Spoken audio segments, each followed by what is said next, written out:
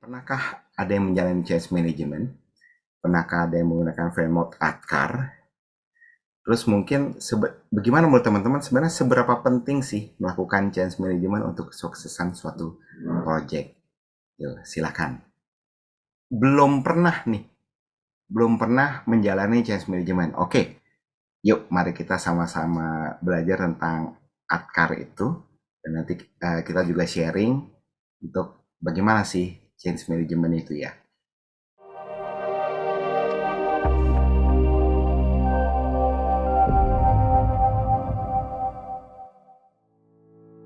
Halo rekan-rekan semua, selamat bergabung di Apple Live Webinar bersama saya Nita.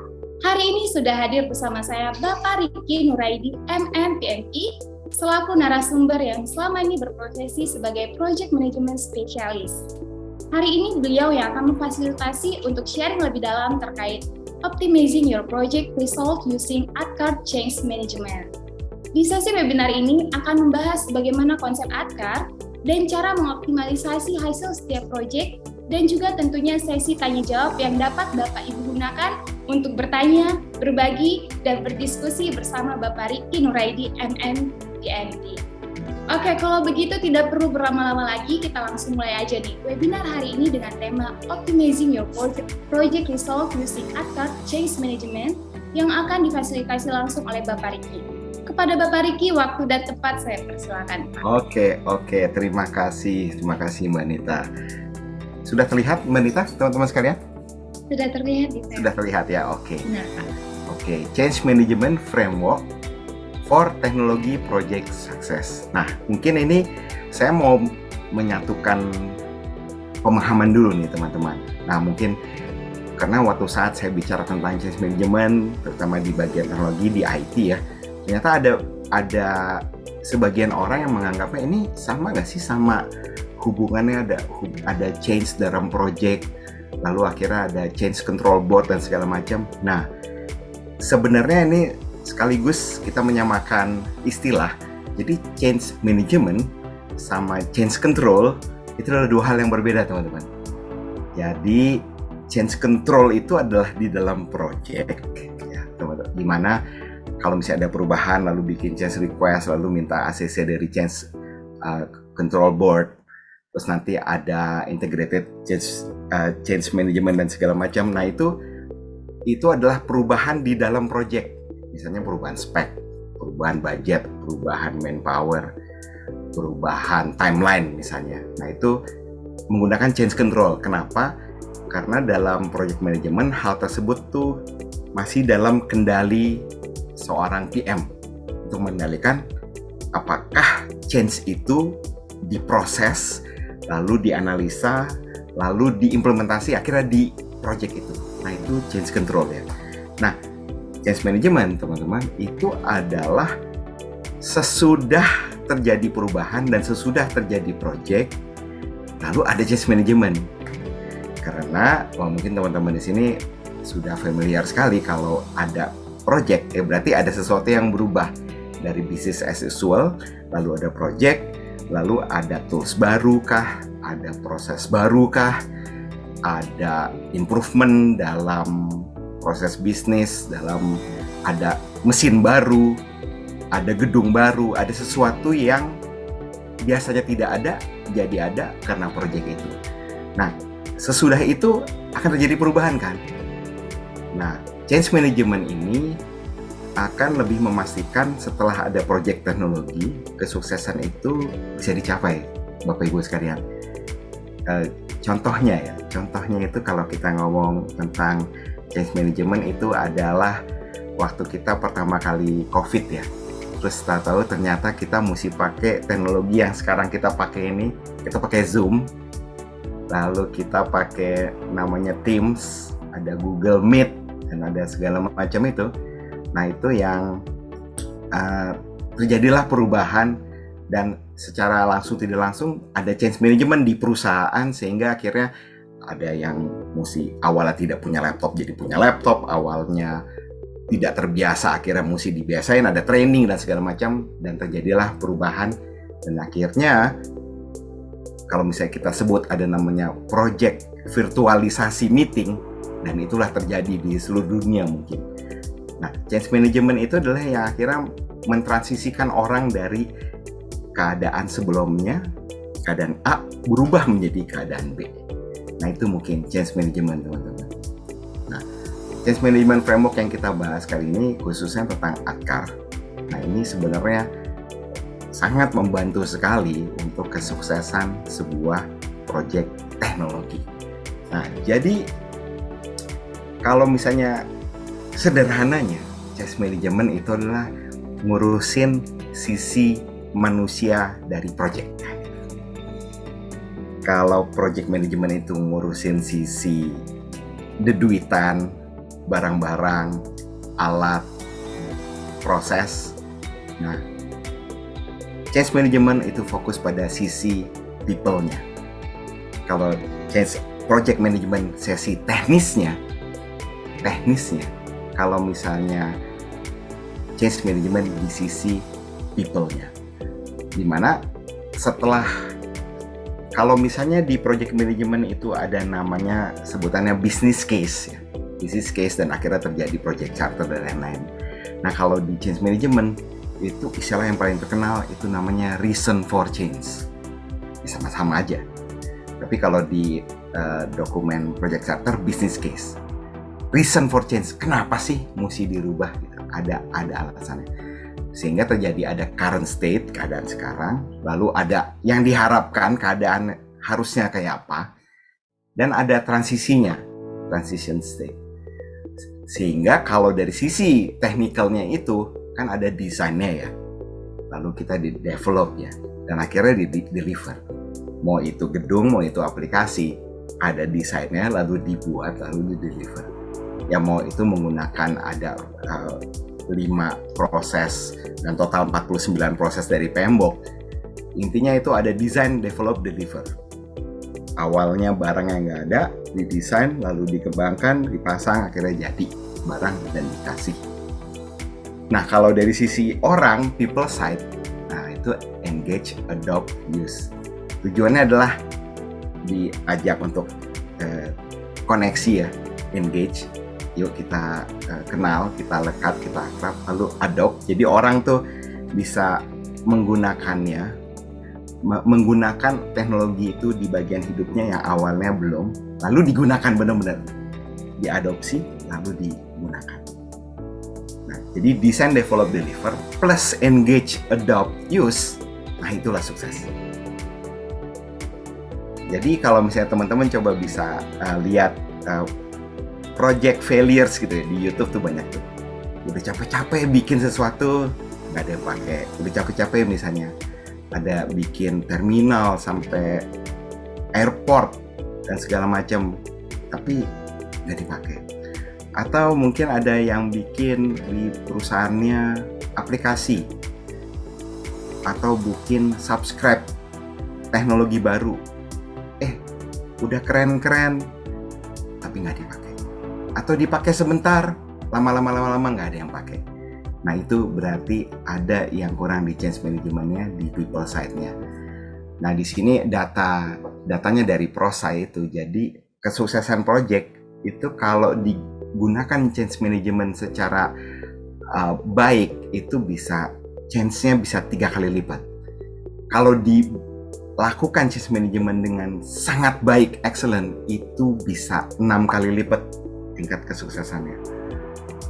Nah, itu memang saya rasakan sendiri sih kalau misalnya di tempat saya sendiri, lalu sebelum ada project di mana saya di bagian komunikasinya, itu memang change management itu bikin orang jadi menyukseskan project yang awalnya itu hanya benda, menjadi benda yang jadi bagian hidup orang.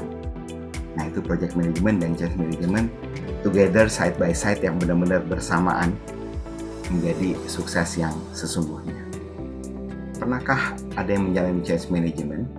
Pernahkah ada yang menggunakan framework ADKAR? Terus mungkin bagaimana menurut teman-teman sebenarnya seberapa penting sih melakukan change management untuk kesuksesan suatu project? Yuk, silakan. Oke, nah ini saya cukup bersyukur nih. Berarti bisa dibilang 100% tahu kalau change management itu penting. Oke. Dan berarti sebagian besar familiar tentang framework ADKAR. Nah, tapi ada yang belum pernah menjalani change management. Oke, yuk mari kita sama-sama belajar tentang ADKAR itu, dan nanti kita juga sharing untuk bagaimana sih change management itu ya. Nah, kalau misalnya kita lihat gimana sih milestone-nya change management kalau kita lihat dari dibandingkan dengan ADKAR framework ya.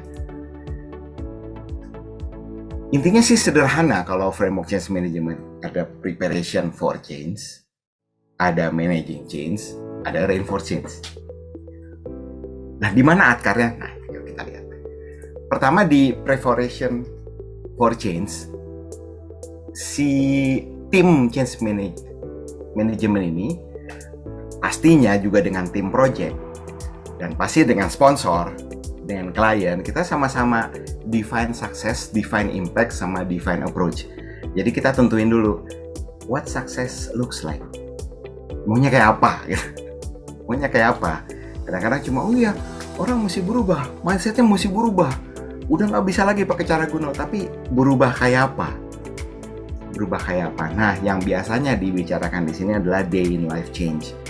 Awalnya itu misalnya pakai kertas, nanti pakai gadget, pakai aplikasi, itu contoh ya. Lalu define impact. Apa impactnya? Dengan menggunakan itu apa? Lebih efisiensi waktu, atau ini tujuannya supaya data lebih terekord dan lebih kredibel. Tapi ada juga impact-nya sekedar, ini sih impact-nya sih nggak gitu banyak sih Pak Riki. Ini lebih supaya untuk image perusahaan. Kita mau meningkatkan impact-nya kepada branding. Nah itu jadi, oke, jadi tahu. Lalu approach pendekatannya apa? Dengan cara-cara apa pendekatannya? Lalu setelah kita siapkan, biasanya di situ akhirnya muncul plan ya. Nah, di managing change ini akhirnya kita plan dan execute. Ya udah, kita rencanakan detailnya seperti apa, ya lalu kita execute, kita jalankan. Lalu kita track performance-nya. Ya kita track jalannya sejauh apa, event apa yang kejadian. Dari planning itu yang mau dieksekusi, yang mau dimonitor, semuanya di track. Ini mirip kayak monitoring and control di tahap proses project management. Ya setelah project jalan, di-execute, ya dimonitor, di tracking. Lalu di adapt action. Jadi ada beberapa hal yang ya kita agak-agak, ya kalau mau mengutip istilah iterasi agile, ya iterasi juga, kita adaptasi juga. Kadang-kadang cara A nggak jalan, kita pakai cara B. Cara A pas di track, waduh, ini kok nggak nambah-nambah ya jumlah orang, gimana ya? Yaudah, kalau gitu kayaknya nggak bisa nih pakai sistem online nih. Dipanggil aja lah, offline dah. Nah itu berarti adaptasi, berubah action. Setelah itu baru akhirnya di reinforce change-nya, ya kita lihat review gimana hasilnya. Lalu kita jalankan sustain-nya, dan lagi serah terima ownership. Biasanya serah terima ownership itu ada tim CM ke tim manajemen.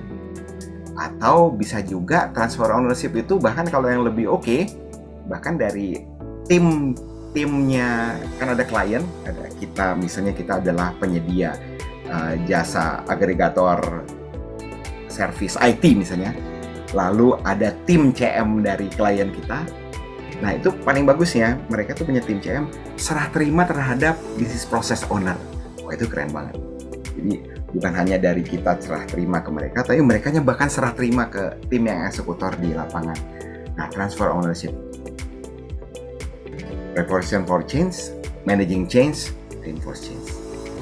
Nah, apa yang dilakukan? Kira-kira kayak gini sih milestone-nya ya. Ya awalnya kita bikin strategi, kita susun tim, lalu kita bikin plan, take action, kita implementasi, kita analisa semua feedback. Nah, dalam change management ini, itu salah satu inti yang paling inti itu feedback. Jadi pastikan saat kita melakukan sesuatu, ada feedback sekecil apapun, kita ada tim yang meng-capture itu. melakukan sesuatu ada feedback, melakukan sesuatu ada feedback. Nah, karena analisa kita adalah dari feedback itu untuk mengetahui apakah benar-benar buy-in itu dari keadaan before ke after itu ada perbaikan. Lalu kita diagnosa gaps-nya, lalu kita manage kalau ada resisten dan kita lakukan corrective action. Nah, sekarang ADKAR. Kita belum ke definisi detail dulu, tapi ADKAR itu sebenarnya ada di mana? Nah, teman-teman, kalau ADKAR itu kan singkatan dari awareness, desire, knowledge, ability, dan force. Ternyata, teman-teman, setiap kalau misalnya bahasa orang-orang desain UI UX ya, atau dari CX juga, customer experience, kita sebutnya persona ya, persona. Setiap persona, setiap kita sebut aja tipe stakeholder itu akan beda ADKAR-nya. Jadi kita bisa planning ADKAR itu secara organisasi. Organization wide itu ada ADKAR-nya. Kapan dia untuk awareness, kapan desire, kapan knowledge, kapan untuk ability, kapan untuk reinforce. Tapi ternyata setiap persona itu beda-beda ADKAR-nya. Mungkin di sini saya jelaskan misalnya manajemen. Ya, manajemen harus sudah terreinforce di awal. Ini misalnya ya. Berarti dia udah harus aware dulu. Ini anggap di sini adalah timeline project ya. Timeline project. Di sini anggaplah ada manajemen, ada supervisor, ada operator ya. Supervisor atau di sini misalnya middle management. Manajemen di sini adalah top management. Jadi manajemen di awal project itu sudah aware, benar-benar sudah punya desire, jadi udah total buy-in, punya knowledge-nya, able, punya ability-nya, dan sudah di-reinforce di sisi manajemen. Sehingga dari sini barulah kita jalankan program awareness, desire, knowledge, ability, dan reinforce untuk supervisor. Sudah itu, sambil agak paralel, kita jalankan awareness, desire, knowledge, ability, dan reinforce untuk operator. Nah, kira-kira gini. Jadi, ADKAR ini ternyata untuk tiap tipe stakeholder akan beda jalannya, akan beda timelinenya, akan beda juga momennya. Karena memang sih setiap individual pun nangkep ADKAR itu akan beda-beda. Jadi agak bedanya kalau misalnya kita menjalankan project management, kan kita mengelola cost, scope, time. Nah, itu kita kelola akhirnya sampai jadi project kan. Kita susun, kita bikin fondasi, kita bikin ini, develop, didesain, develop segala macam sampai akhirnya jadi. Nah, itu bisa dikelola, itu adalah tools-nya, dan itu orang-orangnya pun yang dikelola di situ berfokus ke situ. Nah, ADKAR ini ternyata uniknya dia itu berfokus ke individu, ke orang. Jadi kalau misalnya kita menjalankan ADKAR ini secara organisasi, kan kita mikir, oh ini orang-orang ini apa pada nggak aware ya sama project ini. Nah, akhirnya mungkin manajemennya aware, operatornya aware nggak? Ini pada pengen nggak sih? Kenapa sih kok desire-nya kayak rendah nih? Kayaknya nggak semua orang buy-in. Manajemen mungkin buy-in, supervisor buy-in nggak? Supervisor mungkin sebagian besar buy-in, operatornya buy-in nggak? Nah, jadi memang ADKAR ini adalah framework yang akhirnya mengena ke individual. Setiap orang akan beda-beda. Dan itulah maka change management ini jepel banget. Dimana kalau sisi teknisnya itulah project management, saya akan ulangi lagi, change management adalah sisi orangnya. Nah, ini kata kunci yang paling akan saya jadi penekanan banget di sini. Ini teman-teman, ini sepertinya bisa dibilang salah satu inti change management adalah orang itu akan bertanya dulu, misalnya ada alat baru, teknik baru, proses baru, apa untungnya buat saya? Kenapa saya mesti pakai ini? Nah, sedangkan top management atau siapapun yang mengimplementasi teknologi itu terkadang itu nggak ngelihat ke situ, Bapak Ibu sekalian. Dia cuma lihat, oh ini keren, ini canggih, ini terbaru, wah ini teknologi 5.0, wah ini online, kamu kuno kalau nggak pakai. Nah, itu banyak asumsi-asumsi dari para pihak kayangan, saya sebutnya. Pihak kayangan itu punya asumsi membawa sesuatu mesti pakai. Nah, bisa jadi benar dan bisa jadi memang maksud dari top manajemen itu juga baik. Tapi apakah kena di desire itu, teman-teman? Karena orang akan nanya, emangnya apa untungnya buat saya pakai ini? Lalu apa konteksnya dari sisi organisasi? Lalu gimana keadaan personal si orang itu sendiri? Nah, lalu nih personal value-nya. Nah, mindset-nya dia, value-nya dia. Nah, nilai-nilai yang dia anut. Nah, di desire ini bisa dibilang adalah sisi yang kalau menurut saya paling menantang. Dan biasanya juga karena ada batasan waktu, saya sempat baca di beberapa sumber, sempat ngobrol juga sama beberapa praktisi change management. Ternyata waktu itu adalah bisa dibilang tantangan terbesarnya dari change management. Karena kalau project itu adalah targetnya itu menyelesaikan project sesuai time, scope, and cost gitu ya, sesuai dengan budgetnya. Nah, itu sedangkan kalau change management, target utamanya itu adalah behavior yang berubah. Dan ternyata desire ini yang paling penting. Pak, gimana Pak? Ada tanggapan, komentar mengenai tadi Pak, awareness, desire, knowledge, sampai akhirnya benar-benar bisa change management itu jalan. Barangkali ada cerita yang mau dibagikan atau ada pendapat, silakan Pak Sidik.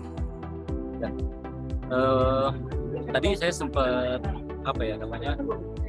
ini pelajaran baru buat saya juga Pak, karena sebelumnya saya juga baru tahu nih masalah antar ini. Nah, emang dari perusahaan saya kerja ini itu sistemnya belum seperti ini nih, jadi belum sistematis seperti ini, makanya jadi bukan agak berantakan ya, jadi susah diatur lah gitu.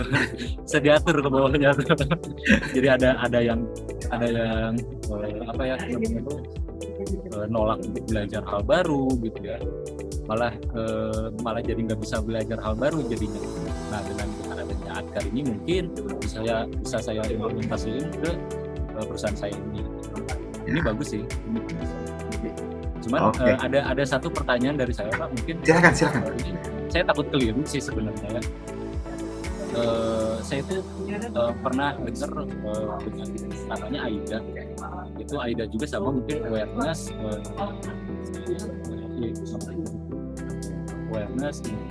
pemasaran, Desire, action. Itu sama apa bedanya Pak ya? Kalau saya menangkap ya, AIDA itu kalau nggak salah hubungannya itu terhadap bagaimana kita membuat message atau advertising ya, iklan, dimana orang bisa akhirnya nangkep, berarti mesti dapat interestnya sehingga desire dan akhirnya dia melakukan sesuatu. Nah, frameworknya itu mungkin itu sepertinya kalau yang saya tangkap Pak ya, itu adalah lebih kepada proses komunikasi supaya orang itu buy in. Nah, mungkin bisa begini Pak, dalam komunikasi change management, nah pesan-pesannya itu mesti menggunakan AIDA. Mungkin kayak gitu Pak. Gitu. Jadi pesan yang efektif, message komunikasi-komunikasi, atau nanti misalnya kita buat spanduk ya Pak ya, bikin spanduk, text banner, lalu mungkin kita bikin ada video yang kita sebar lewat WhatsApp dan segala macam, Mas Sidik. Nah, setiap materi itu harus AIDA, gitu barangkali. Komunikasinya berarti apa ya? Ya, komunikasinya, materi komunikasinya yang disampaikan. Sepertinya begitu sih kalau yang saya tangkap, Mas Sidik. Terjawab, Pak. Ya. Oke, kalau gitu. Ya, makasih Mas Sidik. Ya, terima kasih juga, Pak. Terima kasih, Mas. Sebenarnya apa sih yang dirubah? Apa sih dirubah? Yang dirubah itu sebenarnya nggak jauh dari ini aja. Tempat kerjanya, duitnya, kompensasinya, performance review-nya, cara menilai dia. Dapat A, dapat B, dapat C. Itu cara menilainya. Bagus tidaknya, comply tidaknya. Reporting structure, kemana dia ngelapor, awalnya ke mana, akhirnya ke mana, awalnya pakai apa, akhirnya menggunakan apa. Nah itu terus mindset dia. Awalnya itu mindsetnya itu adalah yang penting lapor misalnya gitu ya. Yang penting lapor. Terus mindset yang bagus apa? Oh, bukan hanya yang penting lapor, laporannya juga mesti berkualitas, evidennya bagus. Nah itu ada mindset ya. Lalu proses, sistem, tool, peran, job roles, dan critical behavior. Dan sebenarnya ini yang sebenarnya dirubah gitu. Jadi kalau tadi itu contohnya ada aplikasi baru untuk ekspor impor, ada aplikasi baru SAP untuk ERP perusahaan, sebenarnya ini semua yang diharapkan untuk berubah. Kalau tidak ada change management pasti lama. Pasti orang bingung, pasti orang ribet. Dan jadinya cuma ngomel-ngomel, ini kenapa ini udah mahal-mahal dipakai? Mana ini kok nggak ada? Nah, itu biasanya karena change management berarti ada yang belum baik gitu. Sekedar penutup dari saya ya. Jadi mungkin ada dua hal nih, ada dua hal. Pertama, untuk desire ternyata memang yang namanya social influence itu sangat efektif ya, social influence. Jadi kalau kasarnya gini sih, kalau ada aplikasi baru, ada mesin baru misalnya, lalu di situ ada orang yang mau gaji naik ya mau enggak kayak sama aja gini ya. Nah itu mungkin nggak kena di dia, mungkin dia nggak kena desire-nya. Tapi saat semua teman-temannya ternyata menggunakannya, ya akhirnya ke bawah juga gitu. Ya. Nah kita anggap misalnya orang ini nggak mempan di reward, nggak mempan diancam misalnya. Mungkin ada beberapa orang peduli banget gitu kan. Siapa supervisor? Lamaan juga saya di sini 25 tahun, dia orang baru ya. Mungkin ada orang-orang seperti itu ya. Nah social influence itu penting. Nah social influence juga dalam change management itu ada yang disebut namanya change agent atau change champion. Nah, change agent, change champion ini itu bisa di-develop, bisa disiapkan. Jadi dipilih Bapak Ibu. Jadi saat kita sesudah project atau di tengah project itu kita mau melakukan change management, nah itu dipilih orang-orang tertentu yang ini memang orang-orang yang pilihan, yang dia itu memang udah diketahui itu orang-orangnya, dia punya voluntariness-nya tinggi, terus dia orangnya inovasi, terus dia juga orangnya komunikasinya baik dan segala macam. Nah orang-orang ini dipilih lalu ditrain khusus untuk menjadi change agent, dimana ya dia secara teknis tentunya handal, dia bisa ngajarin temannya dan dia juga lebih comply dan memang dia dalam hatinya nggak disuruh juga saya akan kerjakan, ini bagus kok teknologi ini, kenapa mesti disuruh-suruh, oke ini bagus kok. Nah dia udah buy in dalam hatinya. Nah orang ini akan bisa menjadi change agent, change champion, apalagi dia itu memang pemilik bisnis proses. Ada manajer supervisor tertentu yang dia adalah orang yang sangat positive thinking, dari dalam hatinya sendiri memang sudah positive thinking dan dia dukung perubahan itu. Dan dia tuh bukan orang yang hitungan. Ada orang tertentu kan yang ini nggak ada hubungannya memasukkan saya. Nah ada juga orang yang ini justru harus kita dukung supaya perusahaan maju. Nah ada orang itu jadi change agent, change champion untuk mempengaruhi sekitar. Nah itu satu, butuhnya ada change agent, terutama di bagian desire itu ya, untuk menjadi social influence. Nah, lalu tentang change management itu sendiri. Nah, change management itu sendiri, ini untuk penutup ya, project itu sendiri udah sulit saya tahu. Jalanin project dengan segala keterbatasan waktu, keterbatasan scope, keterbatasan biayanya, belum lagi mesti dikontrol kualitasnya dan segala macam. Nah, itu sebenarnya memang sudah menantang. Namun itu adalah dari sisi teknikal ya, dari sisi teknikal. Nah, apakah bisa selesai? Biasanya project kalau sudah di-manage dengan baik akan bisa selesai dan akan ada bendanya, akan ada barangnya, akan terinstall, akan terpasang dan akhirnya selesailah project itu dan di-launching lah project itu. Nah, teman-teman, mungkin yuk bagi teman-teman yang sekarang ini mungkin change management gitu ya Pak Riki ya. Oh ternyata ya pernah dengar sih, ternyata penting ya. Nah, mungkin kita bisa sama-sama nih teman-teman, kita pelajari, kita coba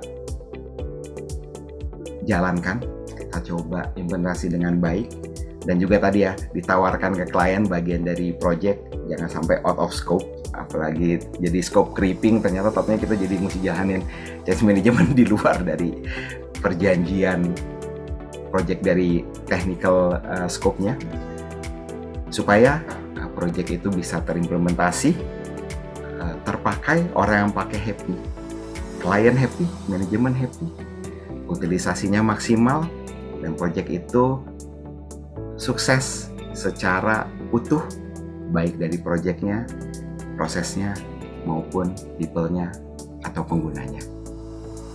Itu dari saya, terima kasih.